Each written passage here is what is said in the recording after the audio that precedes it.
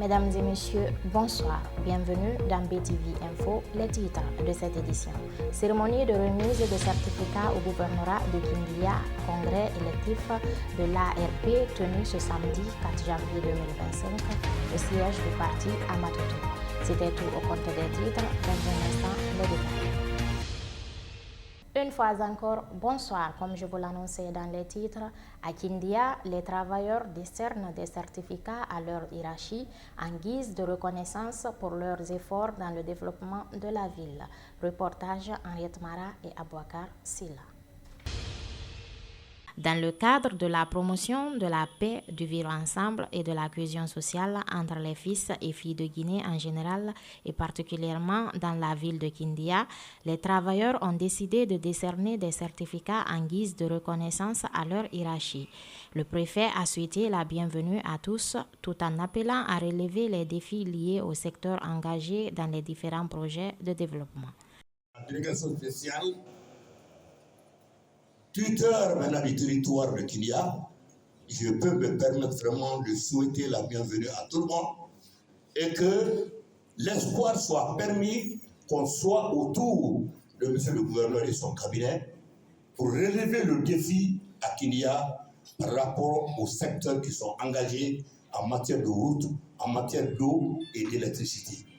Les Guinéens se retrouvaient autour de leur chef, présenter les meilleurs vœux, se donner la main et engager de nouveau tous les projets de développement qui concourent maintenant dans le programme du département. Lors de son intervention, l'inspecteur régional a saisi cette opportunité pour soumettre les doléances auxquelles ils sont confrontés. Nous saisissons cette opportunité qui nous est offerte pour soumettre à votre humble appréciation une doléance portant notamment sur l'aménagement d'une cafétéria ou d'un cybercafé dans la cour du gouvernorat pour permettre au personnel de se restaurer sans s'éloigner des bureaux. Aussi, appuyer auprès de l'autorité le programme de numérisation des archives des documents administratifs de l'ensemble des services régionaux. Le gouverneur, au nom du président de la République, a invité chacun à promouvoir la paix tout en formulant ses vœux de bonne et heureuse année.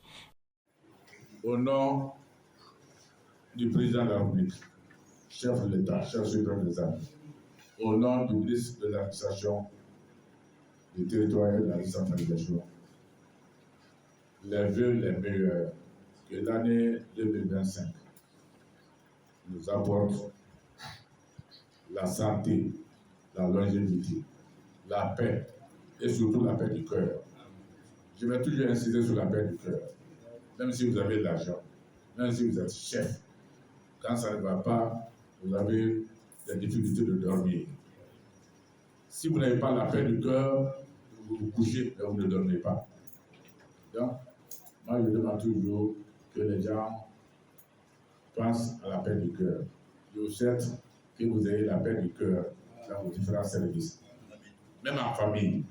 Parce que même si ça ne va pas avec madame, tu n'as pas la paix du cœur, tu ne dors pas bien. Donc, que l'année nouvelle nous envoie vraiment du bonheur, de l'honneur, la prospérité, la longévité. Que toutes nos entreprises soient couronnées de succès. Il est à noter que la cérémonie s'est achevée dans une ambiance conviviale marquée par la remise des certificats.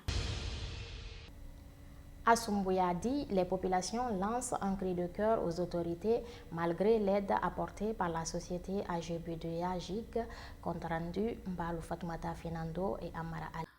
La société AGB2AGIC est une entreprise spécialisée dans l'extraction, le transport et la commercialisation de la bauxite en Guinée. Les activités ont eu des impacts significatifs sur plusieurs localités auxquelles elle a répondu par des indemnisations et diverses réalisations. C'est notamment le cas du district de Sumbouyadi, situé dans la préfecture de Bofa. Le président de ce district se félicite des actions menées par l'entreprise en faveur de sa communauté. Parce que depuis Narasoubé, vraiment, afanyina na motagi muka wa kon fi mukana falebe femme ne faraba yi wal wuya na ba kana mu bi afanyira parce adama khafi inunyo ilu manakandi ina banke tine mu mork ina banke tine mu iman na fa kolon kirin gibi ina on de manaka waraba ina fangi mu be banara des fois ngol fende fale balu na fi kunkuri wallahi ifamane ifa naraba mu be. Malgré les efforts de la société, la population de Soumbuyadi reste confrontée à de nombreux problèmes. À cet effet, la présidente des femmes de cette localité sollicite davantage d'aide pour surmonter ces difficultés.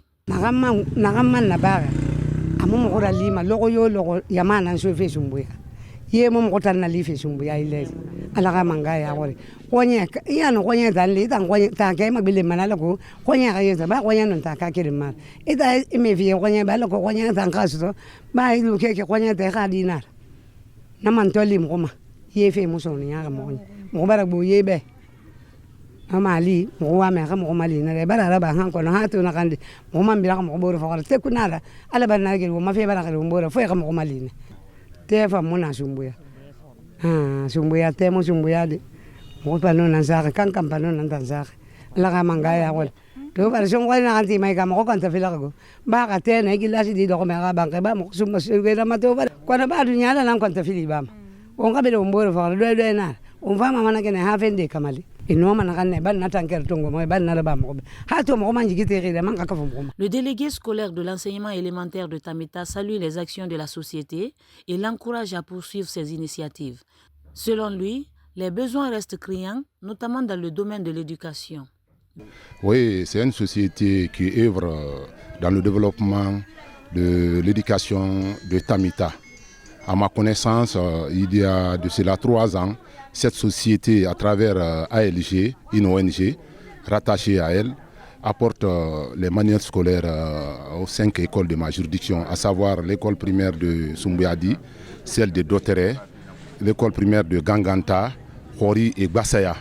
Ce sont les communautés impactées par la dite société. En plus des outils, les fournitures scolaires chaque année, cette société apporte pour les enfants. Ils ont dû au préalable recruter 10 enseignants contractuels communautaires qu'ils ont pris à leur charge pendant 3 ans.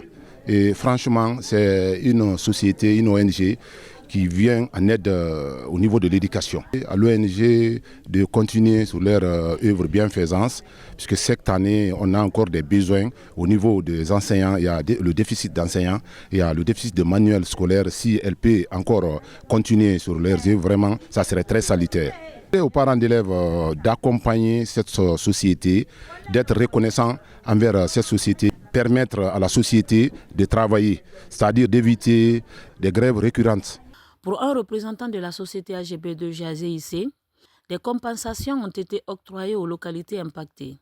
Il assure que l'entreprise envisage de nombreux autres projets en leur faveur et appelle les communautés ainsi que les autorités locales à collaborer pour faciliter ces actions. Les compensations ont permis aux communautés impactées par la société d'obtenir environ 33 milliards de francs guinéens sur tout le corridor, c'est-à-dire de Bofa à Fria. Ce n'est pas moins de 33 milliards qui sont partis vers les communautés dans la compensation des zones qui ont permis d'installer les mines, les zones qui ont permis d'installer les bases vie, les routes communautaires, etc., etc. Et en termes de paiement de taxes superficielles, ce n'est pas moins de 370 millions qui partent chaque année vers les communautés. Ça, c'est pour les taxes superficielles. Sur le deuxième point, pour ce qui concerne les emplois créés, AGB2A et l'ensemble de ses contractants sur le corridor possèdent aujourd'hui 1362 emplois créés. Et ces emplois-là sont répartis entre les communautés, les Guinéens tout court et quelques expatriés. Sur les 1300 et quelques, il n'y a que 150 expatriés. Tout le reste sont des Guinéens. En termes de réhabilitation des pistes communautaires, au niveau de Fria par exemple, la route Kalema-Domboko a été reprofilée par un des contractants de la société AGB2AG ici. C'est une route de 5 km qui a satisfait vraiment les communautés à ce niveau-là. En termes d'infrastructure, le district de Soumbuyadi qui nous abrite maintenant là a obtenu une morgue flambant neuve de la part de cette société. Et en termes de forage dans l'ensemble sur Fria et Bofa, il y a 11 forages qui ont été construits par la société et 4 ont été réhabilités. En termes de développement communautaire, la société AGB2A s'est montrée particulièrement guinéenne parce qu'à ce niveau, son leitmotiv, c'est l'investissement dans le capital humain des communautés. AGB2A n'est pas passée par 4 chemins, elle s'est attaquée à l'éducation. Elle fait un soutien à l'éducation. Je sais que la société ambitionne beaucoup d'autres choses au profit des communautés qui vont être faites. Elle est en train déjà de faire son mieux pour que les communautés vivent en harmonie avec elle. Et ce qu'elle demande, c'est la collaboration des autorités, la collaboration des communautés, la facilitation des activités, puisque c'est dans la quiétude sociale et dans un climat, dans un environnement de paix et de quiétude sociale que les activités minières peuvent se développer. Depuis 2020, avant son implantation, AGB2AG a commencé par un état des lieux approfondi en réalisant une monographie des localités impactées. Cette démarche a permis d'identifier les problèmes prioritaires des populations, notamment dans le secteur de l'éducation. La société a ainsi organisé un concours de recrutement pour 10 enseignants communautaires, déployés dans 5 écoles couvrant 20 villages à Bofa et 8 écoles à Fria. Ces enseignants sont pris en charge par l'entreprise. Par ailleurs, elle a mis à la disposition des élèves en situation d'examen des moyens de transport et des vivres pour leur permettre de passer leur épreuve dans de bonnes conditions. Et enfin, Mohamed Nabé, réélu pour diriger l'Alliance pour le renouveau et le progrès ARP, le point avec Henriette Mara et Ibrahima Sori Souma. À Conakry, le congrès électif de l'ARP s'est tenu ce samedi 4 janvier 2025 à son siège situé à Matoto. Les militants et sympathisants étaient fortement mobilisés. Le représentant de la délégation a rappelé que l'un des griefs formulés par le ministère de l'administration du territoire était la non-tenue du congrès depuis un certain temps. C'est pour cette raison qu'ils ont décidé d'organiser le congrès de la base jusqu'au sommet. Depuis 9h30, pour voir la légalité de ce que Sieur Nabé est en train de faire avec sa formation et ses partisans et tous les collaborateurs. De par la prestance des artistes que nous voyons et ceux qui régissent après l'évaluation des différents partis politiques évoluant en République de Guinée n'exercent pas aujourd'hui sur notre territoire qui le veut. Il faut des règles, des principes qui doivent être respectés par tous les partis politiques. Parce que nul n'est au-dessus de la loi.